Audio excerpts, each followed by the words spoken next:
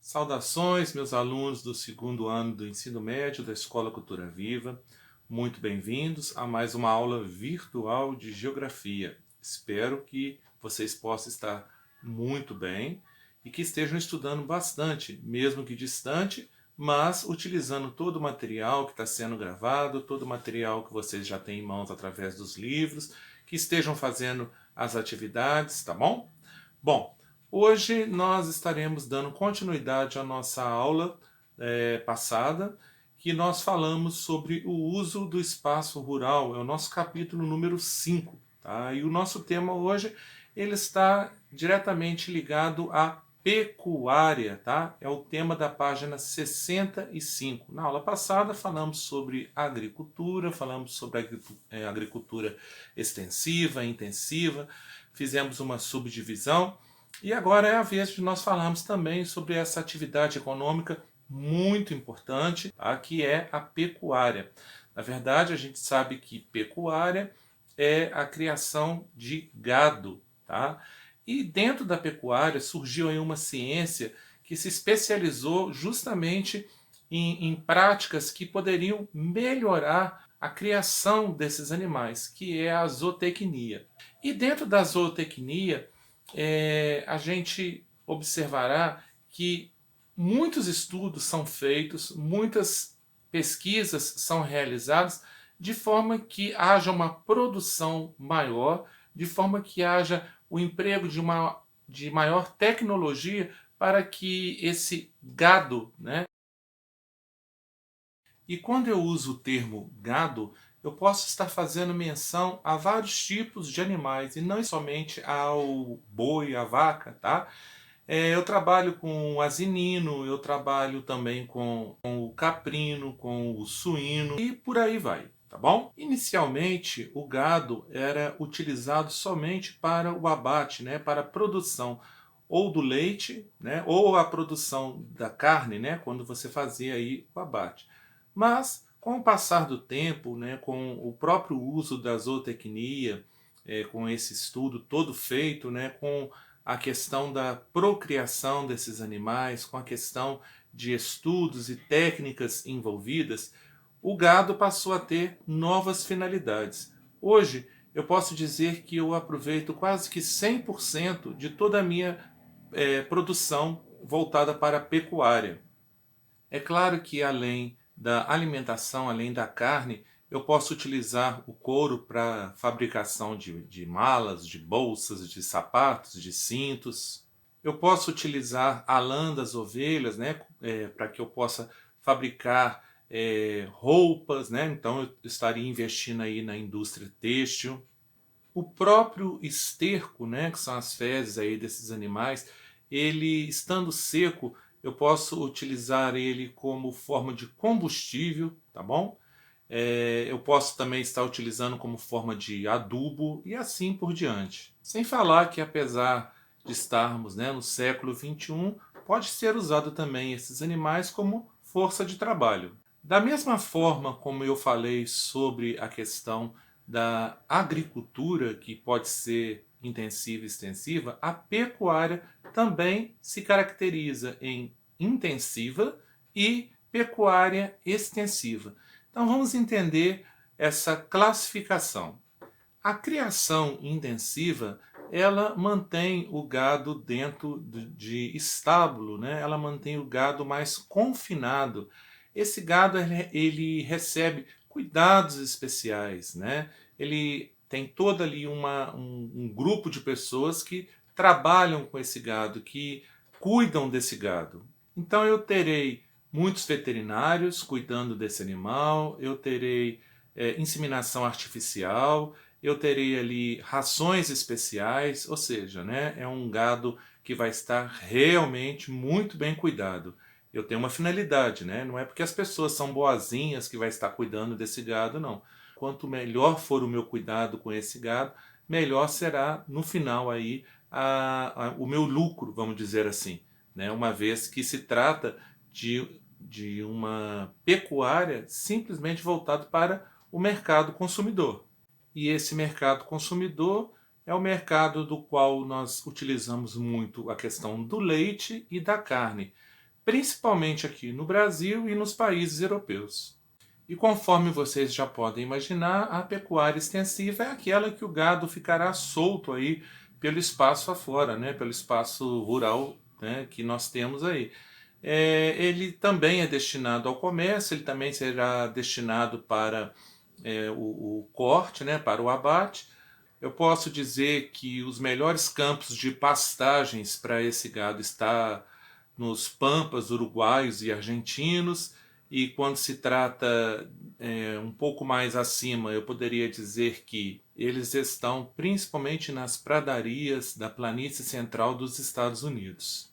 Na verdade, para alguns pecuaristas, eles acreditam que esse tipo de criação é a melhor para o gado, pois ele está pensando no bem-estar do animal, mesmo que o final seja o abate, mesmo que o final seja a produção de leite. Gente, mesmo que seja uma pecuária extensiva, mesmo que esse gado esteja solto no campo, ele não está ali ao Deus dará, não, tá? É feito também todo um investimento em tecnologia, é feita uma nutrição especial para esse gado, além, né, do pasto que ele tem. E o seu destino, como eu disse antes, também é para o abate, é para a produção de leite. Eles podem garantir 100% da eficácia de investimentos que eles fizeram na pecuária intensiva. Eu quero aproveitar essa aula para dar seguimento aí na nosso capítulo, falando também um pouco sobre extrativismo, tá? Eu tenho 3 tipos de extrativismo.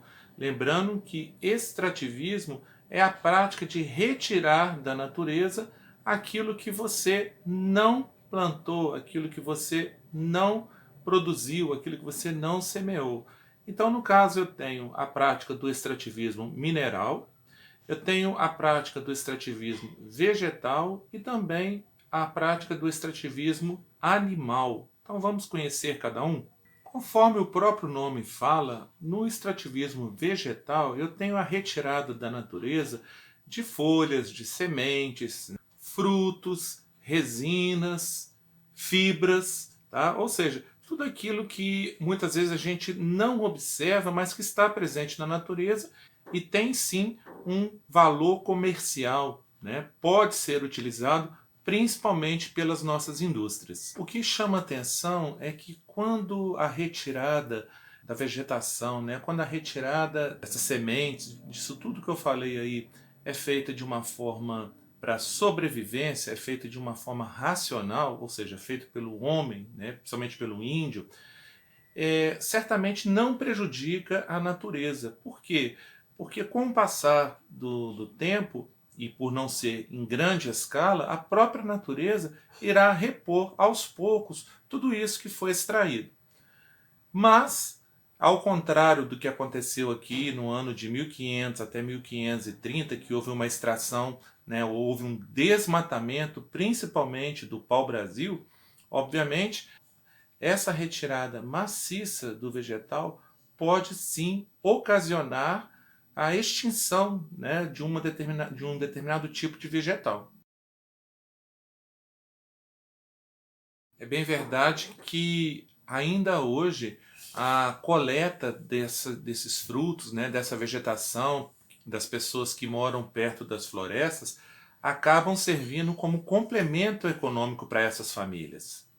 Industrialmente falando, um extrativismo vegetal tão presente na questão industrial dentro do Brasil para fins comerciais, tá? A não ser aí a questão do látex, né? No caso das seringueiras, a questão da castanha do Pará, a questão da piaçava, do açaí, tá? Isso aí é muito importante, inclusive, para a economia da região norte. No Nordeste, por exemplo, eu teria a extração da carnaúba, a castanha de caju, o próprio coco, né, para se fazer o próprio óleo, para se usar a polpa, para se usar a casca. Então, certamente esses tipos de frutos silvestres, vamos chamar assim, eles são utilizados para fins comerciais e ajudam sim o complemento econômico dessas regiões, principalmente no Brasil. E quando eu falo sobre extrativismo vegetal, existe uma das formas de extração, que é a extração da madeira, que é uma das formas de, que a gente pode falar que é uma das formas de desmatamento da nossa floresta. Tá? Se não for feita com muita cautela, se não houver um controle até do próprio IBAMA, certamente nós teremos problemas muito sérios em relação à natureza. Isso aí eu não digo um problema a longo prazo, né? Nós já temos esses problemas, inclusive com o aquecimento global. Eu tenho as florestas temperadas e também as florestas tropicais úmidas. Esse tipo de localização onde estão presentes esse tipo de vegetação certamente irá crescer mais rápido, né? O tipo de clima irá favorecer o crescimento mais rápido. Então, é o local que eu tenho mais atividade econômica voltado para o extrativismo vegetal. E volto a falar, né? Toda vez que há um desmatamento, há uma retirada sem controle, eu tenho uma consequência muito grave em relação a isso, principalmente voltado para o meio dos animais, que muitas vezes acabam sendo obrigados a migrarem para outras regiões, ou às vezes eles acabam morrendo, então eu vou tendo todo um desequilíbrio ecológico em relação a esse extrativismo, e também, como todos os elementos naturais estão interligados, consequentemente eu terei alteração do solo e, se eu tenho alteração do solo, também terei alteração do clima e vice-versa. Já no extrativismo animal, eu tenho exatamente a caça e a pesca. Antes eram vistos como fonte de sobrevivência. Tá? Hoje em dia, muitas vezes esses animais são caçados para a utilização de suas peles, principalmente peles que são vendidas por valores exorbitantes, né? Porque são peles raras, são peles como por exemplo do castor, né? São peles que têm um valor de mercado muito alto, embora seja uma atividade ilegal, né? Quando você caça esse tipo de animal. Além das peles, é claro que eu tenho ainda aí o couro do jacaré, né, do crocodilo. Eu tenho o marfim, né, que são aquelas presas que os elefantes têm. Então, às vezes, para você, simplesmente o fato de você querer retirar as presas do elefante, você vai lá e mata um animal. E como todo tipo de ato inconsequente que você faz, você tem um resultado, o que tem acontecido? Esse tipo de caça, né, ilegal tem levado à extinção de algumas espécies. Outro tipo de extrativismo animal que eu tenho, talvez não tão ilegal, mas tem também que tomar muito cuidado, é a atividade pesqueira. Antes era obtida apenas para subsistência. Hoje em dia, como isso tem dado muito dinheiro, passou a ser uma atividade comercial também. Quando eu falo de extrativismo animal em relação à pesca, quando é para subsistência, normalmente ela é praticado em rios. No entanto, quando eu falo de extrativismo animal voltado para a industrialização, para a economia, eu trabalho diretamente com o mar, principalmente com a importação e exportação. Então, eu tanto importo quanto eu exporto, no caso, peixes, né, de algumas regiões, de alguns oceanos, de alguns mares. Como é o caso, por exemplo, do Japão, da Federação Russa, da China, do Peru, do Chile e também dos Estados Unidos. De qualquer forma, gente, a todo instante é feito através, né, de ONGs ou através do próprio governo, é feito um controle pesqueiro. Né? Que tipo de controle pesqueiro seria esse? tentar não pescar durante o período, né, que eles têm aí de reprodução. Então, eles estabelecem um determinado período para poder pescar, depois há uma pausa durante o período de reprodução, porque se não tiver esse controle, chegará um determinado momento que eles não poderão mais, ou melhor, não terão mais o que retirar através desse extrativismo animal. E é importante a gente saber também que, infelizmente, muitas espécies já entraram em extinção. Gente, e por fim eu quero falar aqui sobre o extrativismo mineral, né? A gente sabe que o recurso natural de mineração é um recurso natural não renovável. Então, a gente já sabe que em determinado momento haverá o esgotamento desses recursos. Tá? Mas o homem, desde os tempos primórdios, né, desde o passado, desde quando ele descobriu que o minério era uma fonte econômica de renda, obviamente ele passou a praticar esse extrativismo. Até porque esse tipo de extrativismo é a prática mais importante econômica atualmente. Tá? Na verdade, ela é a base do mercado das indústrias nos setores de transformação. Então eu tenho a palavra que eu vou usar, né, para o local aonde se retira esses recursos minerais, eu irei chamar de jazidas. E quando essas jazidas passam a ser exploradas, elas recebem o nome então de minas. Também pode ser chamada aí de lavra, tá? Então, minas ou lavra, tanto faz. Normalmente a gente usa mais a nomenclatura de mina mesmo. Eu posso utilizar uma extração manual, retirando ali ouro, esmeraldas, né, pedra, vamos dizer, pedras preciosas. Ou mesmo eu poderei também estar industrializando, né, utilizando métodos totalmente modernos para fazer a extração desses tipos de minerais. No entanto, tanto mecanicamente ou manualmente, todas as pessoas que trabalham em minas são chamadas de garimpeiros. Assim como nos dois outros tipos de extrativismo, a mesma coisa, o mesmo problema pode vir a ocorrer se esse extrativismo mineral não for muito bem planejado.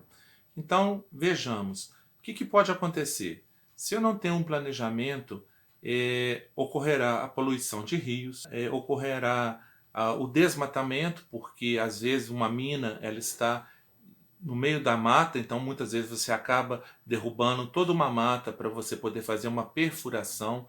Eu poderei ter uma danificação do solo, eu poderei modificar totalmente a questão do relevo de uma determinada região. Só para vocês terem uma noção, quando se usa, né, uma prática até muito comum de garimpeiros é tentar achar ouro, né, através dos rios, misturado em meio a cascalhos. E utiliza-se então o mercúrio, que é proibido, tá? Essa prática é proibida, para poder separar o cascalho do ouro. E eu falei há pouco aí sobre a transformação do relevo. Gente, em torno de 1970, a gente tem lá no Pará a própria história de Serra Pelada, né, que praticamente fizeram um buraco gigantesco, né, vamos dizer assim, fizeram um buraco no universo, né, de tão grande que foi.